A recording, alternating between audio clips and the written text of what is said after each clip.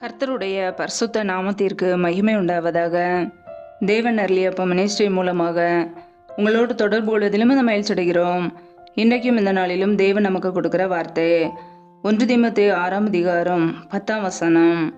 பண ஆசை எல்லா தீமைக்கும் வேறாய் இருக்கிறது. சிலர் அதை இச்சித்து விசுவாசத்தை விட்டு வழுவி அநேக வேதனைகளாலே தங்களை உருவ குத்தி கொண்டிருக்கிறார்கள். ஹல்லேலூயா. கிறிஸ்துவுக்குள் பிரியமானவர்களே, கர்த்தருடைய வார்த்தை சொல்கிறது, பண ஆசை எல்லா தீமைக்கும் வேறாய் இருக்கிறது.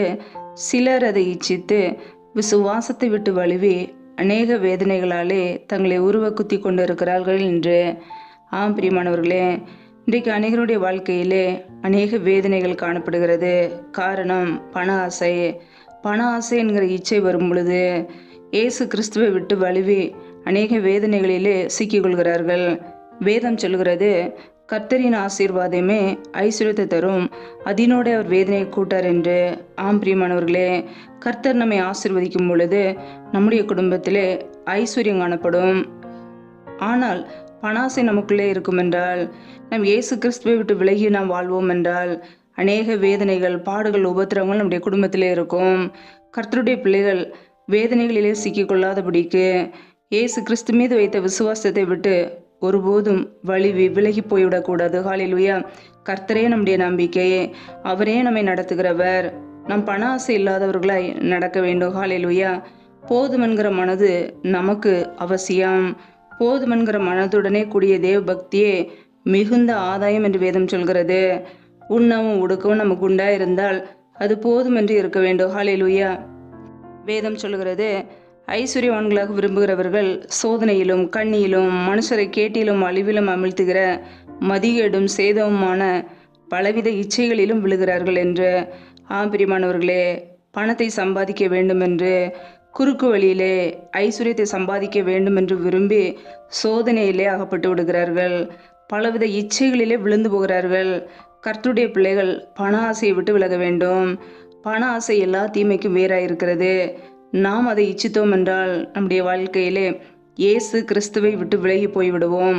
ஒருபோதும் கர்த்தராய் இயேசு கிறிஸ்துவை விட்டு வழி விலகி போகாதபடிக்கு நாம் அவரையே பற்றி பிடித்து கொள்ள வேண்டும். ஹல்லேலூயா. ஏனென்றால் நம்மை நடத்துகிறவர் கர்த்தர், நம்முடைய வேலையை ஆசீர்வதிக்கிறவர் கர்த்தர். கர்த்தரின் ஆசீர்வாதமே ஐஸ்வர்யத்தை தரும்.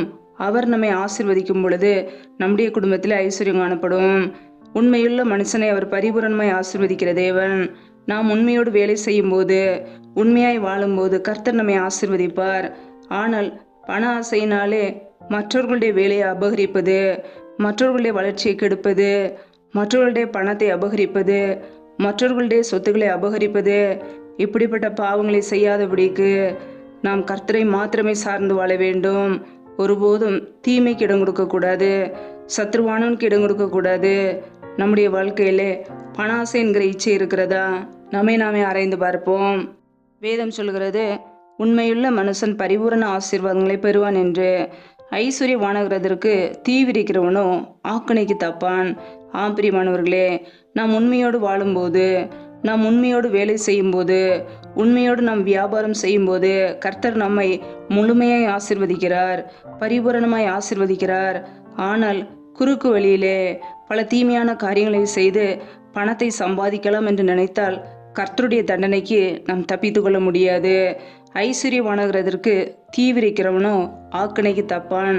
ஆம் பிரியமானவர்களே, பணத்தை சம்பாதிக்க வேண்டுமென்று மற்றவர்களை ஏமாற்றுவது, திருடுவது, களவு செய்வது, மற்றவர்களுடைய இடத்தை அபகரிப்பது, மற்றவர்களுடைய பணத்தை அபகரிப்பது, இப்படிப்பட்ட தீமைகளை செய்யும்போது கர்த்தருடைய தண்டனைக்கு தப்பித்து கொள்ள முடியாது.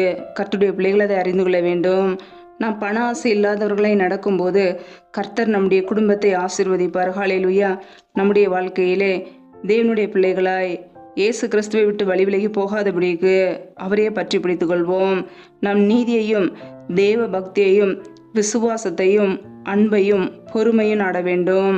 நித்திய ஜீவனை பற்றுக்கொள்ள அழைக்கப்பட்டு இருக்கிறோம். நம்முடைய வாழ்க்கையிலே பண ஆசை என்கிற தீமையிலிருந்து விலகி இயேசு கிறிஸ்துவை மாத்திரமே சார்ந்து கொள்வோம். அவர் நம்மை ஆசீர்வதித்து வழி நடத்துவார். ஹல்லேலூயா. எபிரேயர் 13ஆம் அதிகாரம் 5ஆம் வசனத்திலே, நீங்கள் பண ஆசை இல்லாதவர்களாய் நடந்து உங்களுக்கு இருக்கிறவைகள் போதுமென்று எண்ணுங்கள், நான் உன்னை விட்டு விலகுவதும் இல்லை, உன்னை கைவிடுவதும் இல்லை என்று அவர் சொல்லி இருக்கிறாரே என்று வசனம் சொல்கிறது. ஆம் பிரியமானவர்களே, நாம் பண ஆசை இல்லாதவர்களே நடக்க வேண்டும். நமக்கு இருக்கிறவைகள் போதும் என்று அந்த எண்ணத்தோடு நாம் வாழ வேண்டும்.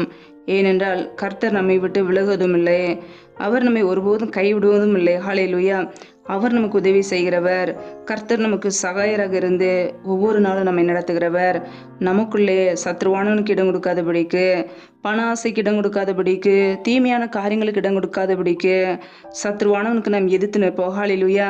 தேவனுடைய வார்த்தைக்கு கீழ்ப்படிந்து விசுவாசத்திலே உறுதியாக இருந்து பிசாசனவனுக்கு நாம் எதிர்த்து நிற்போம்.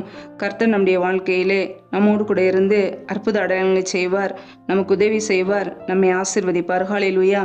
கர்த்தர் தாமே இந்த வார்த்தைகளின்படி உங்களை ஆசீர்வதிப்பாராக. ஆமென்.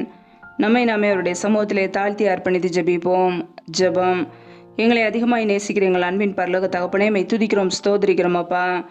இந்த நாளில் கூட உடைய வார்த்தைகளோடு எங்களோடு பேசினீரே, அதற்காக உமக்கு ஸ்தோத்திரம். ஒவ்வொரு நாளும் எங்களை பத்திரமாய் பாதுகாத்து கொண்டீரே, அதற்காக ஸ்தோத்திரம். ஒவ்வொரு நாளும் எங்களை பத்திரமாய் பாதுகாத்து ஜீவனோடு வைத்திருக்கிறீரே, அதற்காக நன்றி அப்பா. எங்களுடைய தேவைகள் எல்லாம் சந்திக்கிறீரே, உமக்கு நன்றி.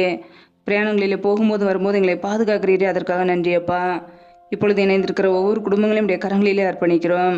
என் தேவன் பிள்ளைகளை ஆசீர்வதிங்க. பிள்ளைகள் செய்கின்ற வேலைகளை, தொழில்களை, வியாபாரங்களை ஆசீர்வதி பெருக பண்ணுங்க.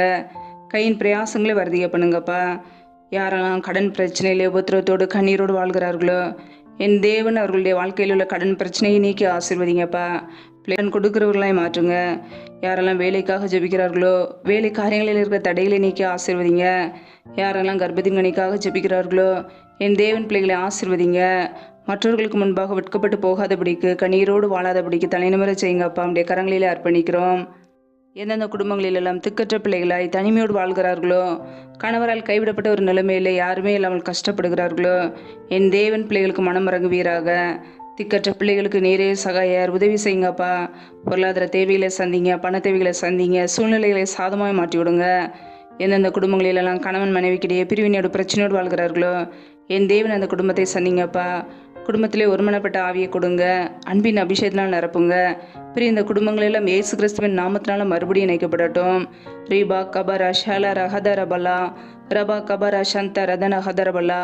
கர்த்தருடைய வல்லமை ஒவ்வொரு குடும்பத்திலும் வெளிப்படட்டும். ஆசீர்வதிங்கப்பா. இந்த இரவு நேரத்தில் இன்பமான நித்திரை கொடுங்க. நல்ல சொப்பன தரிசனங்களை வெளிப்படுத்துங்க. வரப்போகிற காரியங்களை குறித்து எங்களோடு பேசுங்க. அதிகாலையிலே நம்முடைய சமூகத்திலே காத்திருக்க புது கிருபையில பெற்றுக்கொள்ள எங்களை அர்ப்பணிக்கிறோம். சத்துரு கொண்டு இருக்கிற போராட்டங்கள், பிரச்சனைகள், தீமைகள், மரண பயங்கள், இருளின் அதிகாரங்கள், ஆபத்துகள், நாச மோசங்கள், தீமைகள், விக்னங்கள் எல்லாவற்றுக்கும் விலைக்கு எங்களை பாதுகாத்து கொள்ளுங்க. இப்படியே இரத்த கோட்டைகளை எங்களை அர்ப்பணிக்கிறோம். இப்படியே கிருபைகளை அர்ப்பணிக்கிறோம். இப்படியே ஆளுகைகளை அர்ப்பணிக்கிறோம். எங்களை பாதுகாத்து கொள்ளுங்க. ஆசீர்வதிங்கப்பா. கர்த்தருக்கு பயப்படுகிற பெரியோரையும் சிறியோரையும் ஆசீர்வதிப்பேன் என்ற வார்த்தையின் பிரகாரம் உமக்கு பயந்து வாழ்கிற ஒவ்வொரு குடும்பங்களையும் ஆசீர்வதிங்கப்பா. கர்த்தரின் ஆசீர்வாதமே ஐஸ்வர்யத்தை தரும் இந்த வசனத்தின்படியே பிள்ளைகளை ஆசீர்வதித்து உடைய ஐஸ்வர்யத்தினால் நிரப்புங்கப்பா. உண்மையுள்ள மனுஷன் பரிபூரண ஆசீர்வாதங்களை பெறுவான் என்ற வசனத்தின்படியே உண்மையோடு வியாபாரம் செய்கிற, வேலையில் செய்கிற ஒவ்வொரு குடும்பங்களையும் ஆசீர்வதிங்க. பரிபூரணமாய் ஆசீர்வாதத்தை பெருக பண்ணுங்கப்பா. நம்முடைய கரங்களில் அர்ப்பணிக்கிறோம். எங்களை பாதுகாத்து கொள்ளுங்க. ஆசீர்வதிங்க. முற்றிலுமாக தாழ்த்தி ஜெபிக்கிறோம். எல்லாம் துதிகன மகிமையெல்லாம் ஒருவருக்கே செலுத்துகிறோம். இயேசு கிறிஸ்துவின் மூலம் ஜெபிக்கிறோம் ஜீவனுள்ள நல்ல பிதாவே. ஆமென். கர்த்தர் தாமே உங்களையும் உங்கள் குடும்பங்களையும் ஆசீர்வதிப்பாராக. ஆமென். Thanks for watching. Please subscribe our channel. Click the like and share. Click the bell. God bless you.